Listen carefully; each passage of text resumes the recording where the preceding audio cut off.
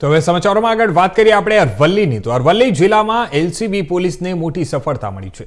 અરવલ્લીમાં આંતરરાજ્ય ગુનાખોરી સામે કાર્યવાહી કરતા પોલીસે એક ખતરનાક આરોપીને ઝડપ્યો છે। પોલીસના જણાવ્યા મુજબ ઘરફોડ, ચોરી, લૂંટ, ધાડ અને આર્મ્સ એક્ટ સહિતની કુલ 24 જેટલા ગુનાઓમાં સંડોવાયેલા આંતરરાજ્ય ગેંગના મુખ્ય સૂત્રધાર લાલુ મંડલોઈની ધરપકડ કરવામાં આવી છે।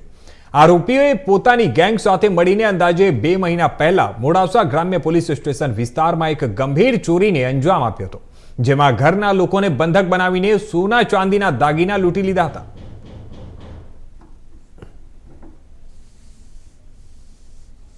જેવા ગુના અટકાવવા સારું અમને સૂચના આપવામાં આવેલ હતી। તે અનુસંધાને ગઈ તારીખ 2/2/2026ના રોજ મોડાસા મલપુર રોડ ખાતે અંજની સોસાયટી આવેલી છે।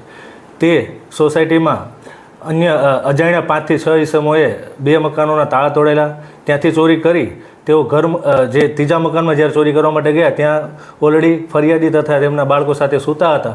એ મકાનમાં પણ તેઓ ઘૂસીને ફરિયાદીને ડાબા હાથે લાકડી મારી તથા બીજા અન્ય આરોપીઓએ 2 ડિસમિસ બતાવી અને ત્યાંથી સોના દાગીનાની રોકડ રકમની ચોરી કરી ગયેલ હતા। તે અનુસંધાને અમને ઉપલા અધિકારી તરફથી સૂચના મળતા અમે અરવલ્લી જિલ્લામાં એલસીબી શાખાએ અલગ અલગ ટીમો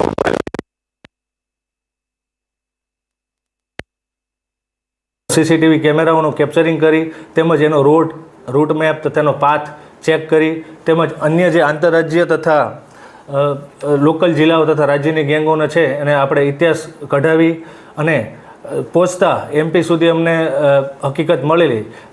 તે અનુસંધાને અમે અમારા 2 કરનાર ઇસમ એમપી ગેંગનો માણસ છે જે રાજકોટથી મોડાસા ખાતે આવનાર હોય એ ચોક્કસ હકીકત બાતમી આધારે તેઓ મોડાસા ખાતે આવતા અલગ અલગ ટીમોને ડિવાઈડ કરી તેમનો ટાસ્ક સોંપી મોડાસા ખાતે તેમને બજારમાંથી ઝડપી લેવામાં આવેલ હતો। તેમની અંગ ઝડપી કરતાં તેની પાસેથી સોના અઢી તોલા સોનાની રેણ તથા ચાંદીની 15 તોલાની રેણ તથા અન્ય રોકડા રૂપિયા તથા મોબાઈલ મળી આવેલ અને એને કબૂલાત કરેલી કે આજથી 2 માસ પહેલાં મેં આ જગ્યાએ ચોરી કરેલ હતી, જેવી અમારી પાસે ચોક્કસ માહિતી હતી। એની સાથે 5 થી 6 ઇસમો બીજા પણ હતા જે પણ હાલ પકડવાના બાકી હોય તેમનો પણ ગુનાહિત ઇતિહાસ બહુ ગંભીર છે।